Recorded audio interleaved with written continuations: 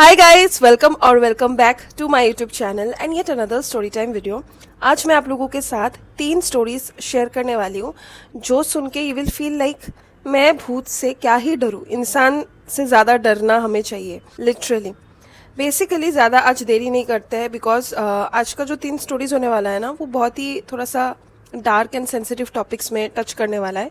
So if you get triggered by abuse या फिर toxicity या फिर फैमिली इश्यूज, सो आज का वीडियो आप स्किप कर सकते हो, क्योंकि आई डू नॉट वांट कि कोई भी पर्सन जो ये देख रहा है उसके लाइफ में अगर ये सब कुछ हुआ है तो ये वीडियो देख के उसको फिर से जीना पड़े, रिलीव करना पड़े अपना past memories and experiences. With that being said, rooms की लाइट ऑफ कर लो, खाना वाना रेडी कर लो, कान में ईयरफोन्स डाल लो and let's get started. Story number 1 भेजा है मेरे यूट्यूब के सब्सक्राइबर ने। Obviously she wanted to go anonymous, तो सबसे पहले हम इसका नाम रख देते हैं स्वीटी। तो स्वीटी बचपन से ही, उसने जब मुझे ये मेल भेजा गाइस, सबसे ऊपर शी रोट कि लाइफ में भूत से मैं कभी नहीं डरी, बल्कि मैं डरी सबसे ज़्यादा मेरी खुद की मॉम से। Like her biggest enemy was her own biological mom. Step mom का हमने बहुत सुना है कि ओके कि ऐसा बुरा बिहेव करता है, but I think so biological mom इतना गंदा किसी के साथ बिहेव कर सकती है, वो भी खुद के ही खून के साथ। That really boils my blood. Basically incident start होता है स्वीटी के जन्म से। स्वीटी जब जन्म होती है तब उसकी मम्मी, उसको तो उतना ज़्यादा याद नहीं, स्वीटी का एक बड़ा भाई था, ठीक है। तो उनका जो फैमिली था जिसमें स्वीटी रहती थी, स्वीटी की मम्मी, स्वीटी का बड़ा भाई जो उससे 3-4 साल बड़ा था, एंड स्वीटी के फादर। तो जब स्वीटी जन्मी ना, एंड उसका जो अन्नप्राशन हुआ, बेसिकली बंगाली हाउस होल्ड में क्या होता है, अन्नप्राशन में आपका वो बच्चे का एक सेलिब्रेशन काइंड ऑफ होता है, चावल खिलाया जाता है, ग्रैंड पेरेंट्स लोग ही मोस्टली ये करते हैं। तो उसमें ना बहुत गोल्ड ऑर्नामेंट्स, बच्चे का छोटा छोटा कंगन, फिर ऐसे कलाई में बांधने के लिए अलग अलग चीज़ें, फिर नेकलेस, ये सब मिलता है। मुझे बहुत मिला था एंड वैसे ही स्वीटी को मिलता है, बट स्वीटी की मम्मी जो रहती है ना, उसको तो अलमारी में ऑब्वियसली घुसा के रखती है। But after many years Sweety को पता चलता है कि उसका जो अन्नप्राशन में जो कंगन एंड छोटा छोटा एंकलेट्स एंड रिंग्स मिला था ना, वो सब उसकी मम्मी ने बेच दिया। वो भी क्यों बेचा? अपने बेटे के शादी में इन्वेस्ट करने के लिए, मतलब सोना बेच के वो अपने बेटे के शादी में अच्छा पैंडल, अच्छा खाना का खर्चा, ये सब उठाने के लिए। That is so cheap. किसी का बचपन का गिफ्ट, वो सब मेमोरीज होते हैं यार। मेरे अभी भी अन्नप्राशन के ज्वेलरीज मैं जब देखती हूँ ना, इट रिमाइंड्स मी कि मेरे हाथ कितने छोटे थे, इतने छोटे छोटे रिंग्स उसमें घुसने के लिए। तो वो मेमोरी स्वीटी को कभी फील ही नहीं होगा। This was the first incident. इसके बाद क्लास 3 में जब स्वीटी थी, इसके बाद तो बीच बीच में उसकी मम्मी उसके साथ बहुत गंदा व्यवहार करती ही रहती थी। छोटा छोटा चीज़ें, डिफरेंसेस, सच एज स्वीटी के बड़े भाई को वो खाना वाना परोस के अच्छे से बोल्स में चिकन करी, दाल भात ऐसे देती थी, वेयर स्वीटी को प्लेट में ऐसे ही रख देती थी। एंड ये हम समझ सकते हैं, अगर किसी का ऐसा होता है घर में, अगर किसी का बर्थडे हो तो उसका दिन स्पेशल फील करवाने के लिए तो हम ऐसे सजा के देते हैं, बाकी दिन वो भी नॉर्मली खाता है। बट ये एवरीडे का उनका पैटर्न था। एंड तब वो बच्ची थी एंड उसको अगर कुछ बुरा लगता था, ऑब्वियसली बुरा लगेगा, तो वो रो रो के अपने पापा के पास जाती थी। वो उसका पापा बोलता था कि अरे तुम स्पेशल हो ना, इसीलिए स्पेशल थाली फॉर यू। जिसमें आई वुड से कि उसका फादर का भी गलती है, मदर का तो गलती है ही, मदर तो विलन है ही, बट फादर अगर ठीक होता ये सब चीजें एक्सटेंड नहीं होता। आफ्टर क्लास 3 उनका लाइफ ऐसा ही चला। क्लास 5 में ये जो स्वीटी है ना गाइस, स्वीटी का बर्थडेज भी बहुत अजीब रहता था। लाइक घर वाले ही सेलिब्रेट कर दिया करते थे, उसके फ्रेंड्स को नहीं बुलाते थे। Like how cheap of you to not allow your child to even be happy on her birthday. Whereas उसके भैया के बर्थडे में भैया का क्रिकेट क्लब को बुलाया जाता था, भैया का स्कूल फ्रेंड्स को बुलाया जाता था, भैया का ट्यूशन फ्रेंड्स को बुलाया जाता था, पूरा म्यूजिक सिस्टम लगा के पूरा कॉलोनी को खाना खाने के लिए बुलाया जाता था, पूरा पार्टी रखता था। एंड उस टाइम तक ना स्वीटी को पता चल गया था कि मे बी उसका पेरेंट्स उसको पसंद नहीं करते, बिकॉज उसके दिमाग में ये घुस गया था कि may be she is adopted. क्योंकि भैया के साथ जब भी उसका लड़ाई वड़ाई होता था, भैया ऐसे ही गुस्से में बोल देते थे, मजाक में बोल देते थे, तुझे तो डस्टबिन से उठाया, तुझे तो मंदिर के सामने से उठाया। तो वो बेनिफिट ऑफ डाउट दे सकते हैं कि वो बच्ची ने सोचा कि maybe I am adopted, इसीलिए मेरी मम्मी मुझे प्यार नहीं करती। But she was not adopted, वो उनकी बायोलॉजिकल मॉम थी। एक दिन स्वीटी बहुत ज्यादा रोने लगती है एंड वो क्या करती है, वो रो रो के वो अपने फादर के पास जाके पूछती है कि मैं अडॉप्टेड हूँ क्या। तो उसका फादर बोलते हैं ना baby you are not adopted, why do you think so. तो वो बच्ची बोलने लगती है कि mom doesn't love me, mummy ऐसे हमेशा करती है, तो क्या क्यों करती है, मैं ऑब्वियसली मैं अडॉप्टेड हूँ, आप नहीं बोल रहे हो मुझे। तो उसका फादर ना लिटरली उसकी मम्मी का प्रेगनेंसी के टाइम का जो फोटो होता है ना एल्बम्स में, तो वो दिखाती है एंड फिर स्वीटी को थोड़ा सा समझ में आता है कि okay I am not adopted, चलो मेरा मम्मी सच्ची में प्रेग्नेंट थी एंड मैं हुई। तो उसको जब एल्बम दिखता है क्लास 5 में तो शी गेट्स वेरी एक्साइटेड कि बचपन में कैसी दिखती थी, कैसी है, वो सब देखने के लिए, उसके भैया का छोटा बचपन का पिक्चर्स। तो वो ऐसे वो एल्बम को लेके कोने में जाके ड्राइंग रूम में से देख रही होती है एंड वो एल्बम में उसके बहुत कम पिक्चर्स है एंड उसके भैया से भरे हुए हैं उसके एल्बम में पिक्चर्स। भैया का पता नहीं क्या क्या, भैया के टाइम पे क्या क्या हुआ, जब भैया बच्चे थे ना उसको कुछ तो किंडरगार्टन काइंड ऑफ प्लेस में, प्ले स्कूल में दे दिया गया, प्ले स्कूल में उसका बर्थडे सेलिब्रेशन हो रहा है।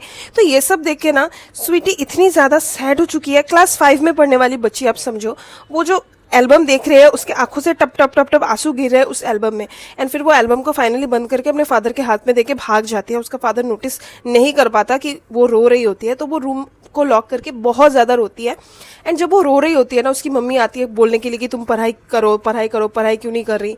तो वो अपनी मम्मी से थोड़ा बहस काइंड ऑफ कर लेती है एंड उसकी मम्मी गुस्से से बोल देती है कि तुझे पालना कितना डिफिकल्ट है, तेरा भाई ऐसा कभी बात नहीं करता मेरे से। तो स्वीटी दिमाग में सोचती है, which is my also question, कि तुम्हारा भाई वो जो भैया है वो ऐसे इसीलिए नहीं करता क्योंकि you treat him like a king, whereas तुम इसको स्वीटी को एकदम एनिमल से भी बदतर रैट जैसा ट्रीट करती हो।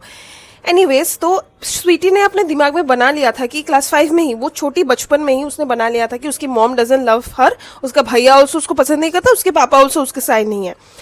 वो मेंटल ट्रॉमा आप समझ रहे हो, वो बच्ची का, क्लास 5 की बच्ची का। क्लास 5 में मैं मतलब मेरा सबसे बड़ा कंसर्न था कि सिंचन का नया एपिसोड आज रात 11 बजे टेलीकास्ट होगा, 11 बजे मेरी मम्मी मुझे जागने नहीं देखी, this was the concern.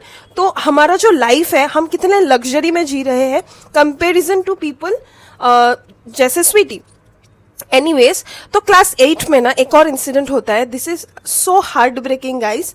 Class 8 में स्वीटी को पीरियड्स आ जाता है ऑब्वियसली।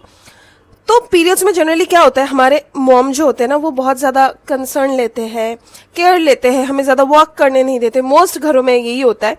ये जो स्वीटी की मम्मी थी ना उसको पहले तो स्वीटी को कुछ इन्फॉर्म ही नहीं किया पीरियड्स क्यों होता है। तो स्वीटी को इनिशियल डेज में लगा कि शी इज डाइंग, उसको कुछ ब्लड कैंसर वैंसर हो गया एंड शी इज डाइंग, क्योंकि वो बच्ची है। फाइनली उसके पापा उसको समझाते हैं, फिर वो यूट्यूब वीडियोस देखती है, समझती है। तब यूट्यूब उतना ज्यादा फेमस नहीं था एंड पैड कैसे पहनते हैं वो देखती है, वो सीखती है। वो स्टेफ्री के पीछे जो इंस्ट्रक्शंस रहता है ना वो देख के वो बच्ची सीखती है कि पैड कैसे लगाते हैं, क्योंकि उसकी मम्मी तो सिर्फ नाम की मम्मी है, she is an absent mother. तो वो जब उसका पीरियड्स होता है ना, फर्स्ट उसके पापा उसको एक पैड का वो क्या होता है, वो जो एक बड़ा सा पैकेट लाके देती है एंड ऑब्वियसली सेकेंड डे में फ्लो बहुत ज्यादा होता है जिसके वजह से एक पैकेट से आपका काम नहीं चलेगा। एंड उसका पापा ना वो ऑब्वियसली वो मेल थे तो उनको पता नहीं क्या है फ्लो, कितना चाहिए पैकेट। तो स्वीटी का जब खत्म हो गया पीरियड्स का ये पैड का पूरा पैकेट, वो उसने अपनी मम्मी को बोला एंड उसकी मम्मी ने ऐसा डेड एक्सप्रेशन दिया एंड अलमारी से एक हैंकरचीफ, एक कॉटन का उसके फादर का हैंकरचीफ निकाला एंड उसको ऐसे ऐसे सैंडविच जैसा रोल किया एंड उसके हाथों में ऐसे थमा दिया एंड ऐसे स्टेयर करने लगी। एंड स्वीटी इज लाइक मैं क्या करूं, what am I suppose to do with this handkerchief. उसकी मम्मी फिर बोलती है क्यों लगा ले, मैं तो बचपन में यही लगाती थी। तुम बचपन में लगा सकती हो बिकॉज तुम्हारा जो बचपन था वो बहुत पहले था, तब यूट्यूब एग्जिस्ट नहीं करता था, तब शायद पैड्स भी उतना ज्यादा कॉमन हर गांव में नहीं था। But why would you do the same thing with your child. And अभी अगर आप लड़की हो आपको पता है कितना इन्फेक्शंस होने का चांसेस होता है एंड अभी हमारा डाइट चेंज हो चुका है, हमारा एनवायरनमेंट चेंज हो चुका है, अभी we are more prone to catching diseases. तो वो ना पूरा कंफ्यूज रहती है, वो बाथरूम में जाती है, वो हैंकरचीफ लेकर दरवाजा ऐसे बंद करके she cries for half an hour and उसके बाद शी इज लाइक कंफ्यूज कि क्या करे, वो अंडरवेयर में वो लगाए कैसे, क्योंकि उसमें ना ही गम है ना ही वो प्रॉपरली रहेगा।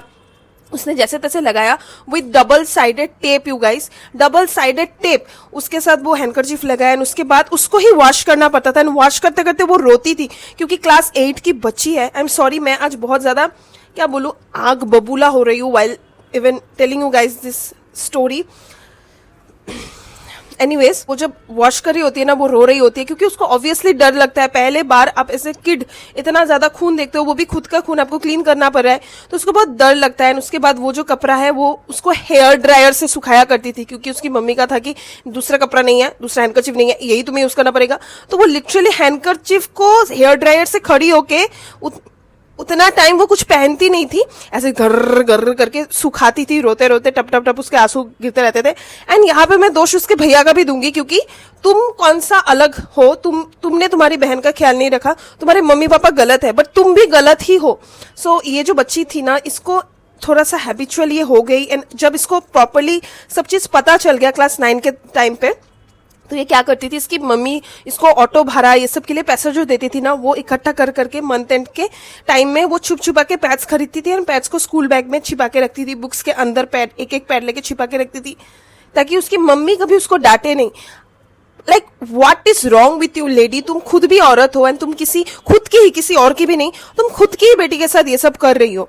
बेसिकली आफ्टर क्लास 9 ये पढ़ाई वढ़ाई में बहुत अच्छी करती है, बचपन से बहुत ज्यादा इंटेलिजेंट थी। एंड जब भी स्वीटी अच्छा रिजल्ट करती थी ना, इसकी मम्मी डिसमिस कर देती थी बात को, बोल के कि हाँ अभी तो रिजल्ट करना बहुत ही ईजी है, क्योंकि यूट्यूब है। उस टाइम पे मेरिट नेशन करके एक ऐप बहुत ही फेमस था पढ़ाई वढ़ाई के लिए। मेरिट नेशन है, तुम्हारे बाप ने इतना अच्छा स्कूल में दे दिया, वहां पे टीचर्स भी अच्छे हैं। कभी भी क्रेडिट अपनी बेटी को नहीं देना, दुनिया भर जहान को दे देना है क्रेडिट। उनका बस चले तो वो बोल भी दे कि हमारे कंट्री का सब मिनिस्टर्स के वजह से ही तुम अच्छे से पढ़ पा रही हो, क्योंकि तुम्हें हक दिया। उनका बस चले तो वो फ्रीडम फाइटर्स को थैंक यू बोल दे, rather thanking being grateful for her daughter, कि फ्रीडम फाइटर्स की वजह से तुम पढ़ पा रही हो, तुम्हारा अच्छा रिजल्ट हुआ, क्योंकि वो लोगों ने ही औरत लोगों को इतना ज्यादा फ्रीडम दिया। I mean seriously. तो वो बच्ची ना क्लास 10 के बाद 11 12 में बहुत ही ज्यादा डिस्टेंट हो जाती है। स्वीटी बहुत ज्यादा अकेली रहती है, हमेशा रूम लॉक करके खुद की मतलब मन में रहती है, खुद ही खाना बना के खा लेती है। एंड 12 के बाद फाइनली भीख मांग मांग के इसको हॉस्टल में भेजा जाता है। एंड वहां पे she lives the best years of her life. उसको बहुत अच्छे फ्रेंड्स मिलते हैं। एंड मेल के एंड में उसने बोला कि अभी वो 2nd ईयर में है कॉलेज की, एंड शी विशेस कि उसका जल्दी जल्दी प्लेसमेंट हो जाए कॉलेज के बाद, एंड वो जॉब करके बाहर अपने घर से निकल पाए, एंड अपने घर में कभी रहना ही ना पड़े। And she also has a partner जो बहुत ही केयरिंग है उसका। शी इज लाइक, मुझे पता ही नहीं था ऐसा केयर एग्जिस्ट करता है इस दुनिया में, ऐसा लव एग्जिस्ट करता है इस दुनिया में, क्योंकि सबसे इंपॉर्टेंट फैमिली होता है ना, वही उसी जगह से उसको ये चीज नहीं मिला। यही पोर्शन उसके लाइफ का मिसिंग था, वही उसको डाइजेस्ट करने में टाइम लगा कि एक स्ट्रेंजर लड़का जो मेरा ब्लड कनेक्शन भी नहीं है, like he is not related to me through blood, फिर भी ये मेरे लिए इतना केयर कर रहा है।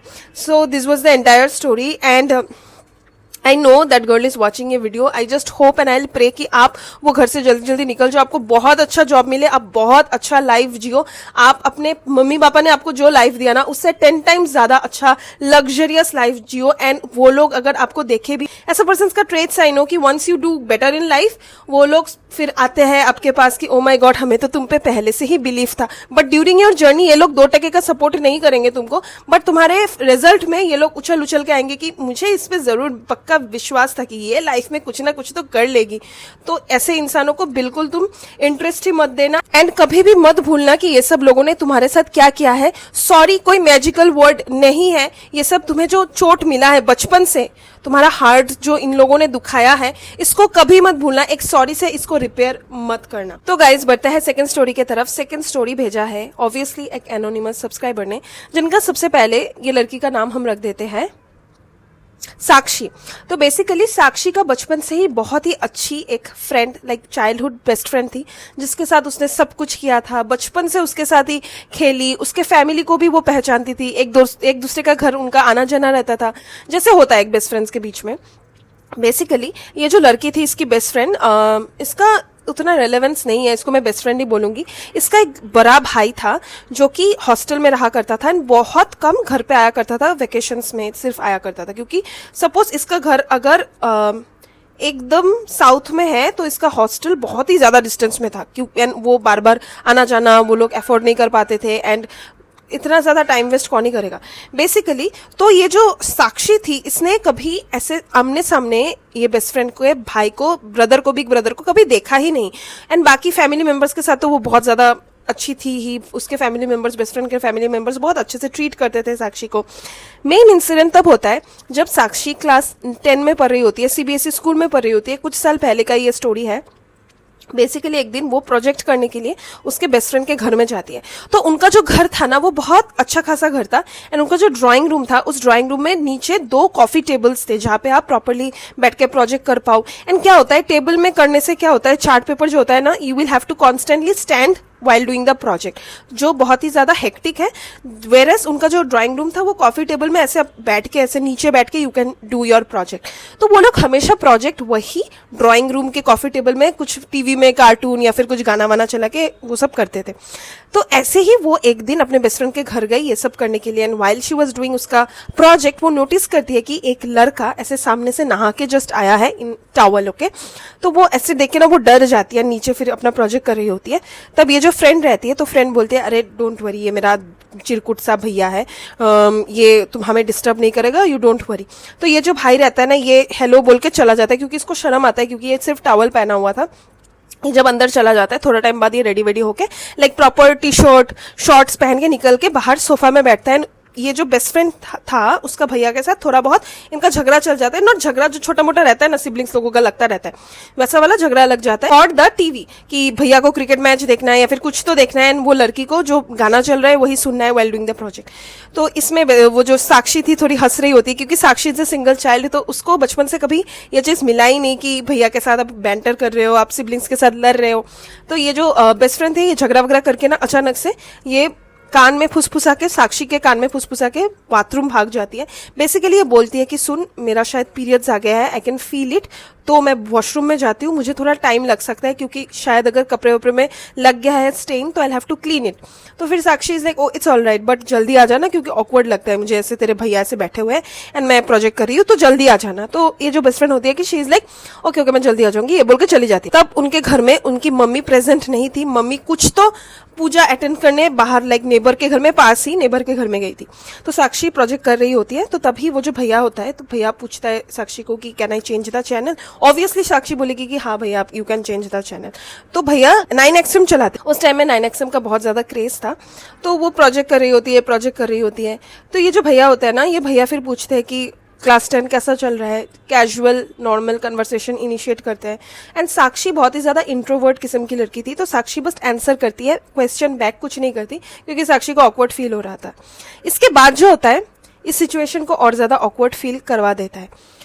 साक्षी प्रोजेक्ट कर रही है, इसका भाई गाना चला रहा है 9XM में, चैनल्स चेंज कर रहा है।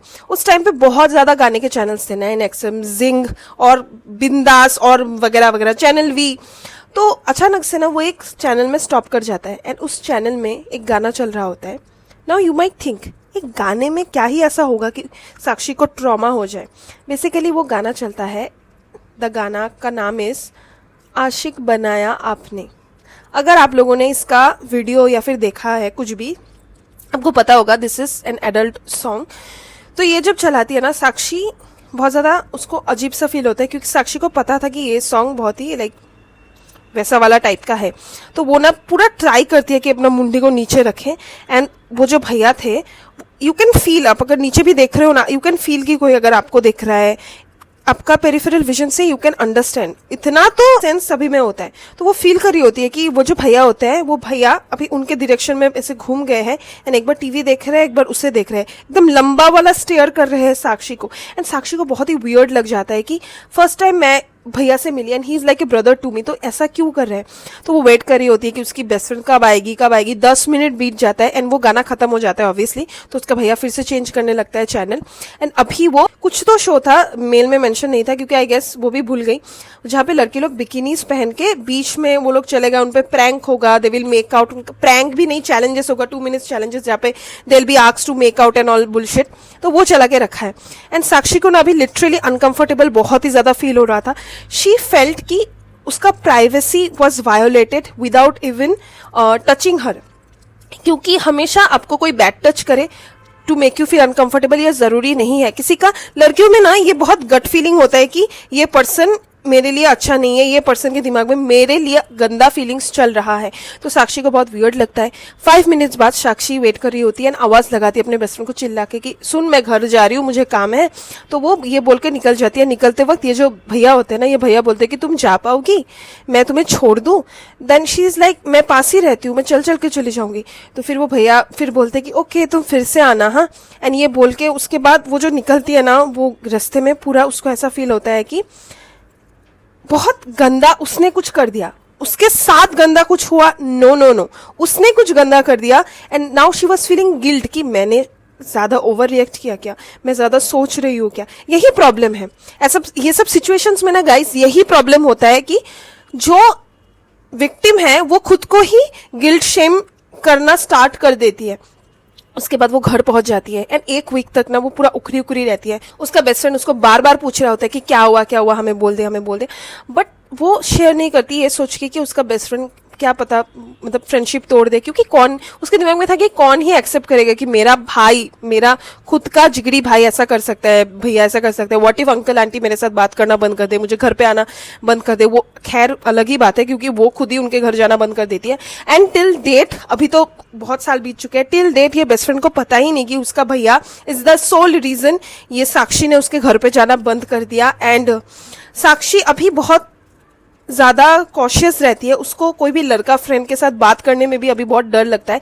तो गाइस अब समझो, ये छोटा छोटा जो इंसिडेंट होता है ना किसी का भी लाइफ में, वो बहुत बड़ा इम्पैक्ट डाल सकता है। यहाँ पे जैसे भैया ने उसको कभी टच नहीं किया, फिर भी उसका जो फीलिंग है, उसका जो अनकंफर्टेबल वो चीज है, उसको बहुत ही ज्यादा उस चीज का एक ट्रॉमा रह गया, एज इफ उसका ही कुछ गलती है। एंड ऑब्वियसली उसका फ्रेंडशिप भी ऑलमोस्ट टूट ही गया। सो this was the second story. I hope कोई पर्सन जो ये देख रहा है ये रिलेट ना कर पाए। एंड ऐसा अगर आपके साथ कभी हुआ है, please share it with your parents. And अगर आपके पेरेंट्स फर्स्ट स्टोरी जैसे है, देन अपना कोई जान पहचान का बेस्ट फ्रेंड या फिर किसी को भी जिसको आप ट्रस्ट करते हो, आप शेयर करो। क्योंकि वंस यू शेयर इट ना, आपको बहुत हल्का फील होगा। क्योंकि जितना you will try to compress your feelings, आपके दिल में उतना ज्यादा ही दर्द एंड भार आपको फील होता जाएगा। बढ़ते हैं थर्ड स्टोरी के तरफ। थर्ड स्टोरी भेजा है मेरे इंस्टाग्राम के फॉलोअर ने। इसका भी नाम हमको एनोनिमस रखना पड़ेगा फॉर ऑब्वियस रीजंस। तो सबसे पहले हम नामकरण कर देते हैं अभिनव। तो ये अभिनव के साथ अभी भी चल रहा है। बेसिकली बचपन से अभिनव ने रियलाइज किया, बचपन आई मीन 16-17 ईयर से अभिनव ने रियलाइज किया कि उसको लड़कियों के तरफ फीलिंग्स वैसा नहीं है। उसके फ्रेंड्स के गर्लफ्रेंड्स हुए, क्लास में क्रश हुए, बट अभिनव को ऐसा कुछ फील नहीं हुआ अनटिल अभिनव ने क्लास 11 के टाइम पे अपना मैथ्स टीचर को देख लिया था, जो कि बहुत यंग था, ऑब्वियसली लड़का था। तो अभिनव को ना फील हुआ कि oh my God he is so handsome, मैं ऐसे इंसान के साथ रहना प्रिफर करूंगा। तो जब उसको ये फीलिंग हुआ, उसको बहुत गिल्ट फील हुआ कि oh my god am I gay. And उसको पता था कि उसके मम्मी पापा कभी एक्सेप्टिंग नहीं होंगे टुवर्ड्स दिस चेंज, क्योंकि उसके मम्मी पापा ऐसे काइंड ऑफ इंसान थे जो कॉमेडी नाइट्स विद कपिल में वो जो लड़कियों पे डिरोगेटरी कमेंट्स पास किया जाता है ना, वो जो शुमोना का लिप्स के मजाक उड़ा के उसको कॉमेडी का नाम दिया जाता है, वो सब पे उसके मम्मी पापा बहुत जोर जोर से हंसते हैं। उसके बाद कुछ भी ऐसा अगर दिखाया जाता है कॉमेडी शोज में कि क्रॉस ड्रेसिंग होता है ना, कि कुछ भी लड़कियों का ऐसे उइमा, ये सब क्रिंज कॉमेडी पे उसके मम्मी पापा बहुत एकदम सीना फाड़ फाड़ के वो लोग हंसते हैं, मतलब as if that is the most funniest shit they have ever watched. And उसके मम्मी पापा बहुत ही डिसरेस्पेक्टफुल थे टुवर्ड्स द क्वेयर कम्युनिटी, क्योंकि पता चल जाता है आपका रिएक्शन से, आपके बातों से पता चल जाता है। तो अभिनव का सबसे बिगेस्ट फियर वाज ऐसे पेरेंट्स को बोलना कि उनका इकलौता बेटा इज गे।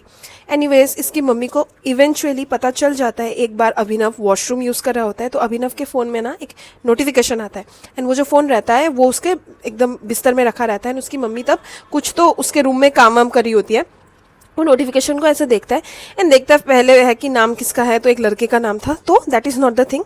तो उनका ना गलती से आंख पड़ जाता है इन द टेक्स्ट मैसेज। थोड़ा सा इंटीमेट कॉन्वर्सेशन था वो टेक्स्ट मैसेज में। तो उसकी मम्मी रोना स्टार्ट कर देती है एंड जोर जोर से माथा पीटना स्टार्ट कर देती है कि हे भगवान क्या हो गया ऐसे करके। तो अभिनव दौड़ के आता है। फाइनली वो पहले बहुत झूठ बोलता है कि मम्मी गलती से दे दिया, मम्मी मेरा गर्लफ्रेंड है ये, मैं इच्छा करके लड़के का नाम दिया ताकि आपको पता ना चले। बट उसकी मम्मी गधी ऑब्वियसली तो थी नहीं। तो अभिनव ने फाइनली रिवील किया कि आई एम गे। तो उसकी मम्मी ना इतनी ज्यादा गुस्सा हो गई कि उसकी मम्मी ने सबसे पहले दिमाग में यही सोचा कि इसके फादर को मैं ऑफिस टाइम में कॉल करके ये वाइटल लाइफ चेंजिंग दुनिया चेंजिंग इन्फॉर्मेशन दूंगी। तो फोन करती है, भाग भाग के रोना स्टार्ट कर देती है। उसके पापा विद इन लाइक 15-20 मिनट्स, क्योंकि उनका ऑफिस पास में ही था, वो आ जाते हैं एज इफ उनका बेटा गे नहीं है बट टेररिस्ट है। इसके बाद इसके मम्मी पापा इसको लिटरली 1 घंटा बिठा के समझाते हैं कि दिस इज ए फेज, ये बीत जाएगा, तुम्हारा ये सेक्सुअलिटी नहीं है, तुम्हारा ये प्रेफरेंस नहीं है। उसको ऐसे हिप्नोटाइज करने का उनका बस चलो तो हिप्नोटाइज कर देगी, दिस इज योर फेज, ये तुम नहीं हो, ये तुम नहीं हो। उनका बस चलो तो यही कर रहे थे वो लोग। तो अभिनव ना बहुत ज़्यादा सैड हो चुका था इस इंसिडेंट के बाद से। इसके बाद जो अभिनव ने बॉयफ्रेंड्स बनाया, कभी अपने फैमिली में रिवील नहीं किया। फाइनली आफ्टर फ्यू इयर्स जब वो कॉलेज में पढ़ रहा था, अभिनव की मम्मी को पता चल गया था कि इसका एक बॉयफ्रेंड है, कुछ तो रीजन से पता चल गया था। तो अभिनव की मम्मी पापा ने तय कर लिया था कि बेटे का भी शादी दे देंगे, अरेंज मैरिज करवा देंगे। उसके बाद अभिनव ने बहुत ज़्यादा इस चीज़ को डिसमिस किया, रिजेक्ट किया, ओपोज किया, बट फाइनली उसके मम्मी पापा मान गए। अभी अभिनव को लग रहा है कि इसके मम्मी पापा मान गए, बट सामने आगे जो मैं बोलने वाली हूँ आपको, देन यू विल अंडरस्टैंड कि ये दोनों हार मानने में से नहीं है। ये सब चीज़ों में mummy papa they R A team, वो लोग हार नहीं मानेंगे। बेसिकली अचानक से अभिनव के लाइफ में एक लड़की उत्पन्न हो जाती है। एक दिन उनके घर में ये अभिनव के मम्मी पापा एक लड़की को घुसाते हैं। They are like, oh my god, तुम कैसी हो, ओ तुम कितने सालों से लंदन में हो, एज इफ उनका कोई फ्रेंड की बेटी है जो बहुत सालों बाद इंडिया आई है, इसीलिए घर में विजिट करने आई है। कैजुअल से विजिट था, कोइंसिडेंस था, बट नो, ये लड़की को वो पेरेंट्स ने सेट करके रखा है अरेंज मैरिज के लिए। ये ऑब्वियसली इसके फादर का ही ऑफिस का फ्रेंड की लड़की है, बट ऐसा कुछ नहीं है कि लड़की लंदन चली गई फिर अचानक से आई। बचपन में ये दोनों एक साथ खेलते थे, ये सब bullshit, they made up all this crap. तो अभिनव ने इनिशियली ये चीज को बिलीव किया। वो लड़की के साथ ऑनेस्टली अभिनव का अच्छा फ्रेंडशिप चल रहा था, क्योंकि अभिनव ने उस लड़की को कभी as a potential wife partner के हिसाब से देखा ही नहीं। वेरेस ये लड़की को सब चीज पता था कि ऐसे अभिनव इस गे, ये पता नहीं था, बट पता था कि हमारे दोनों के पेरेंट्स चाहते हैं कि हम दोनों का शादी हो, जैसे होता है अरेंज मैरिज सेटअप में, you get to know each other. तो लड़की के लिए तो ये get to know each other वाला फेस चल रहा है, बट अभिनव के लिए जस्ट कैजुअल फ्रेंड्स है, प्लेटोनिक फ्रेंड्स है। तो ये दोनों बहुत ज्यादा मिल रहे हैं, हमेशा ये लोग घर में मिलते थे, क्योंकि अभिनव खुद से कभी बोलता नहीं था कि हम कॉफी शॉप में मिलते हैं, हम मूवी देखने जाते हैं। तो this was all of the shit which was going on in their house. Basically अचानक से आफ्टर 1 वीक अभिनव नोटिस करते हैं कि ये लड़की जब भी आती है, मेरे मम्मी पापा को अचानक से काम आ जाता है। इनको अचानक से नाइट वॉक्स पे जाना होता है, मॉर्निंग वॉक्स भी नहीं, नाइट वॉक्स पे जाना होता है, फिटनेस का ख्याल रखना होता है। पास में अचानक से पूजा प्रकट हो जाता है, इन दोनों को पूजा में जाना होता है। तो थोड़ा दिन बाद ऐसा ही उसके मम्मी पापा बाहर कुछ बहाना मार के चले गए। तब वो जो लड़की थी, वो दोनों कन्वर्सेशन कर रहे हैं ना, तो लड़की अपना हाथ फॉर ए मोमेंट अभिनव के हाथ में रख देती है एंड शी इज लाइक, तो क्या सोचा है हमारे फ्यूचर के बारे में, लाइक कब करना है।